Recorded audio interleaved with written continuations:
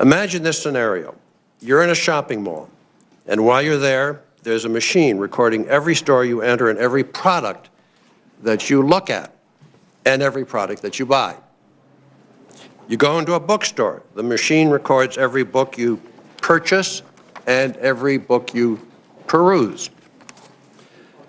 Then you go to a drugstore. The machine is watching you there, meticulously recording every product you pick up, from the shampoo and the allergy medicine to your personal prescription, if you are searching for one. The machine records your every move that day, every single move. Then, based on what you look at, where you shop, what you buy, it builds a personality profile on you. It predicts what you may want in the future and starts sending you coupons. Further, it tells businesses what a good potential client you may be and shares your personality profile with them. Do they have your permission for doing that? Of course not. Is it possible that they give you some alternatives in fine print, which nobody has the time, the interest, or the eyesight to read? They might, but that doesn't count if we're doing this straight up. So this sounds fantastic, something like out of a science fiction. But this fantastic scenario is essentially what happens every second of every day to anyone who uses the internet. Every time you go online, a computer server tracks the websites that you visit.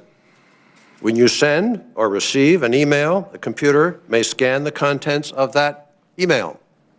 And when you use a mobile device, a computer often tracks your location.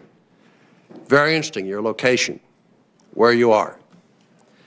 Moreover, these computer servers, these machines, as I call them, are storing all of this information about you and using it to build your personality profile, which, as it happens, they share with others. And thus we enter the briar patch. From this profile, they determine your personal tastes and private characteristics. They inundate you with advertisements based on this information. They can spam and potentially scam you. So the questions we ask today are, do consumers know what these online practices do? Do they have a sense of awareness about this? Do consumers realize that computers are tracking what streets they walk on and what websites they visit? If they're not, is that important? Do they realize that the information they put on their personal websites is being shared with third parties? That wouldn't occur to a lot of teenagers. And what are consumers getting in exchange for this information sharing to which they have not given consent? Some can argue, well, the fine print is there, and it's not our fault that you didn't read it. I say that's a 19th century argument, not one suitable for the 21st century or for honest relations with customers. We must also ask, if consumers fully understand just what was being collected and shared about them, what could they do to stop it? Is there an opt-out?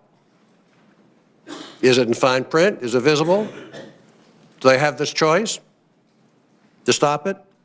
Consumers demand the same degree of anonymity on the internet that they have in a shopping mall. Fair question. I want to close by emphasizing an important point.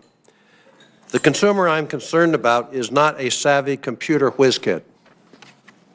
I'm not talking about a lawyer who reads legalese for a living and can delve into fine print of what privacy protections he or she is getting. I'm talking about ordinary internet users. I'm talking about a 55-year-old coal miner in West Virginia who sends an email to his son in college where he is very proud that he is studying. I'm talking about a 30-year-old mother who uses her broadband connection to research in the best doctor she can take her sick toddler to see. I'm talking about a 65-year-old man who's just signed up for a Facebook account so he can view photos of his grandson and reconnect with old friends. We have a duty to ask whether these people and the millions of Americans just like them fully understand and associate what information is being collected about them and whether or not they're empowered to stop certain practices from taking place.